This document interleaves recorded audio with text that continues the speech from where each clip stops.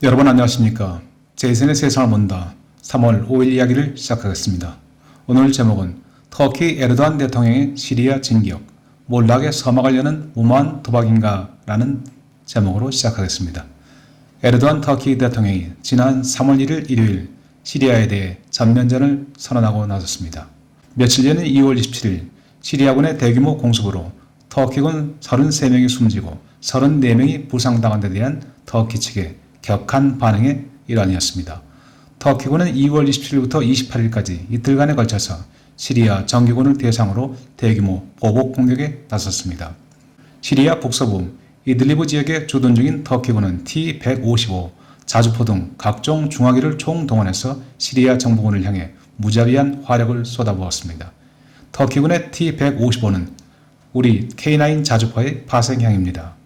터키군은 이틀간의 공격으로 2,200명의 시리아군을 무력화시키고, 여기서 무력화시켰다는 것은 사망, 부상 또는 포로를 의미합니다.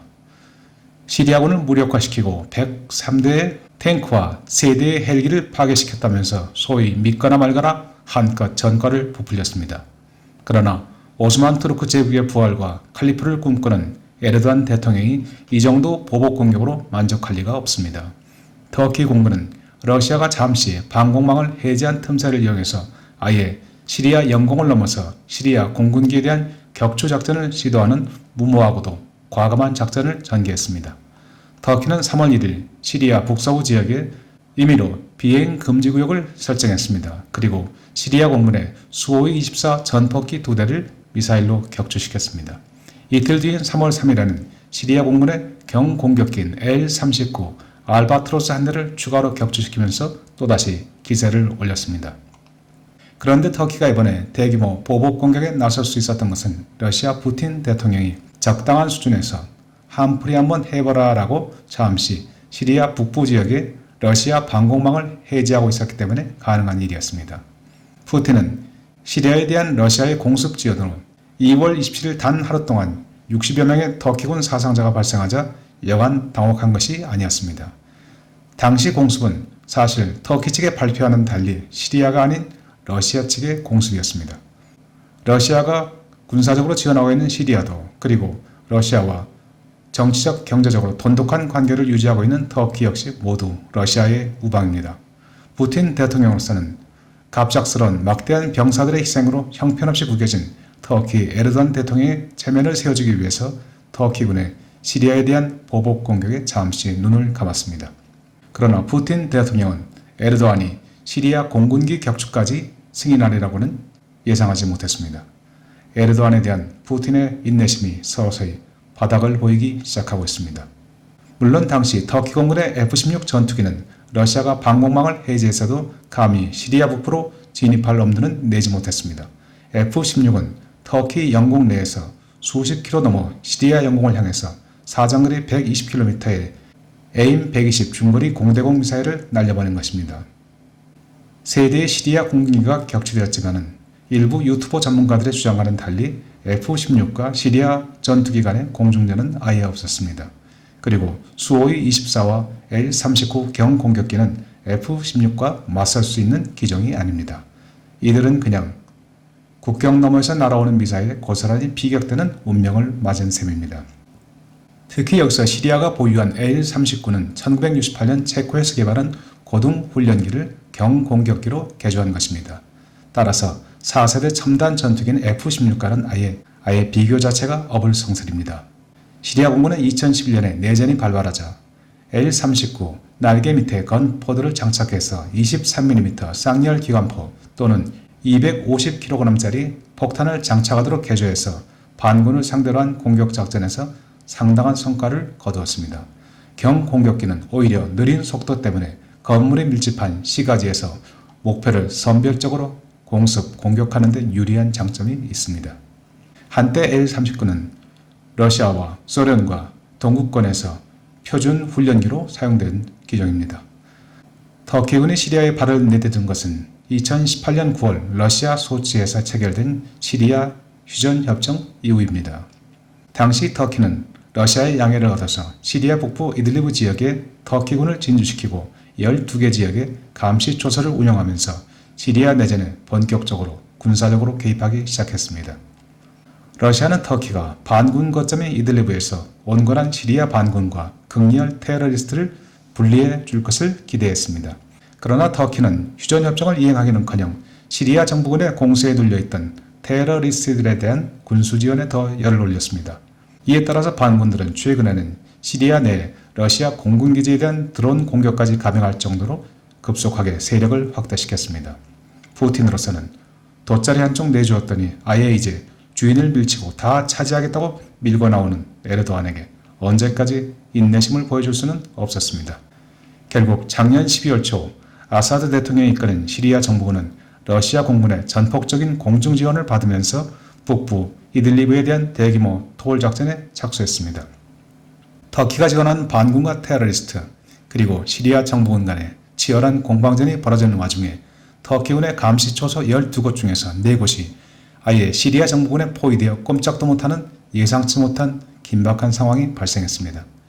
에르도안 대통령은 2월 초 7,600명의 대규모 병력을 시리아 국경 너머로 급파했습니다. 탱크와 장갑차, 각종 차량 등 2,850대의 차량들이 줄을 지어 시리아 국경을 넘었습니다. 에르도안의 국력을 건 해외 원정 작전의 시작입니다. 에르도안은 시리아 국경을 넘는 터키군을 격려하면서 터키는 손님이 아닌 주인의 자격으로 시리아에 가는 것이다 라고 열변을 토했습니다. 시리아 정부로서는 터키를 손님으로 초청한 적도 없지만 터키의 주인 행사는 더욱이나 기가 막힐 일이었습니다. 에르도안 대통령의 머릿속에 간직한 지도는 20세기 초까지 시리아가 오스만 투르크의 영토였던 바로 그 시점에 그대로 멈춰 있었던 것입니다. 칼리프를 꿈꾸는 에르도안에게 시리아 이들리브는 푸틴과 설령 다소 사이가 벌어지는 일이 있더라도 반드시 회복해야만 하는 영토였던 것입니다. 이제 시리아에서 자칫 러시아와 군사적으로 대결을 앞두게 된 에르도안은 미국과 나토에 손을 내밀었습니다. 터키는 시리아의 국경을 넘은 것은 터키임에도 불구하고 피해자 행세를 하면서 나토 헌장 제5조를 들먹이며 미국과 나토를 향해서 군사적 지원을 요구했습니다. 나토 헌장 5조는 한 나라에 대한 군사적 공격은 회원국 전체에 대한 침공으로 간주해서 즉각 개별 회원국 또는 집단으로 대응한다라고 규정하고 있습니다. 그러나 바로 다음에 나토 헌장 6조에서는 단 군사적 공격은 터키 영토에 대한 공격으로 제한한다라고 분명하게 밝히고 있습니다. 당연히 시리아 북부는 터키의 영토가 아닙니다. 에르도안이 2018년 소치 협정에 따른 터키군의 시리아 파견을 터키에 대한 항구적인 영토 할양으로 임의로 해석하고 있는데 불과합니다. 누가 봐도 피해자는 시리아고 국경 넘어 진격하는 터키가 공격자라는 것은 분명한 사실입니다.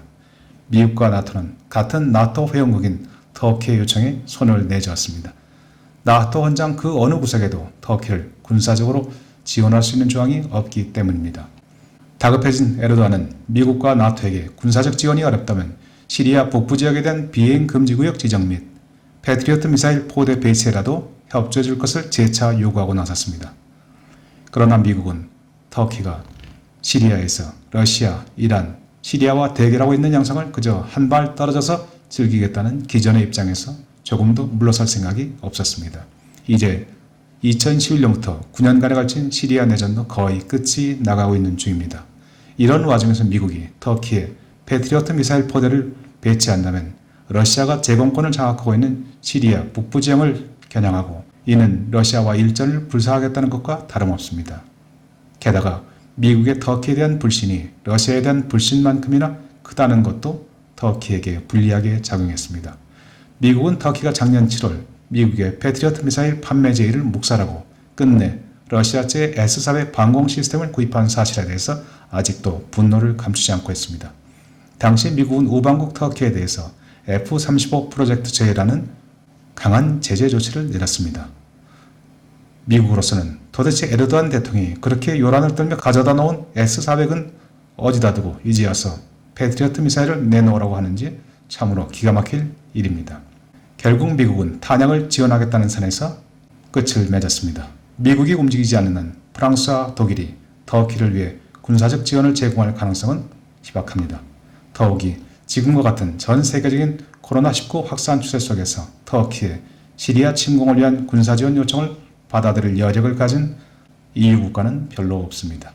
러시아의 흑해함대 이동을 결정적으로 제약할 수 있는 보스포러스 해협에 위치한 터키. 그 유리한 지정학적 위치를 믿고 초강대국 미국과 러시아를 상대로 이리저리 널뛰기를 하다가 그만 너무 높이 뛰어올랐던 것은 아닐까요? 터키가 그만 오도 가도 못하는 애처로운 상황에 몰리고 말았습니다. 러시아로서는 터키나 시리아 모두 중요하지만 그렇다고 해서 지금 이 시점에서 시리아에 대한 군사적 지원을 멈출 수는 없습니다. 시리아에서 러시아의 약속과 군사력을 분명하게 보여주어야만 미군이 빠져나가는 중동에서 러시아의 정치, 경제, 군사적 입지를 확실히 다질 수 있기 때문입니다. 바야흐로 터키의 시리아 영토 점령은 에르도안의 머릿속에서만 존재하는 꿈이 되었습니다. 독재자들은 대개 꿈을 좋아하는 모양입니다. 시진핑은 중국몽을 꾸고 에르도안은 영토 점령에 대한 꿈을 꾸는 모양입니다. 시리아는 반군을 몰아내고 이들리브를 수복함으로써 내전을 종식시키고 정치적 통합을 이룩하기 위해 총력 매진할 각오를 다지고 있습니다. 터키는 나토에서 미국 다음으로 많은 병력을 보유한 군사 강국이지만 내전의 막바지에 터키군의 공세에 밀려서 영토를 내줄 생각은 시리아의 아사드 대통령에게는 없습니다. 에르도안은 대규모 병력을 투입해서 시리아에 대한 전면전 위협을 들먹이지만 공군의 지원이 없는 터키 지상군의 진격에는 절대적 한계가 있습니다. 더욱이 당장 시리아 북부에서 포위 상태에 놓여 있는 터키군 4개 감시 초소의 운명은 오직 시리아 대통령의 자비에 달려 있습니다.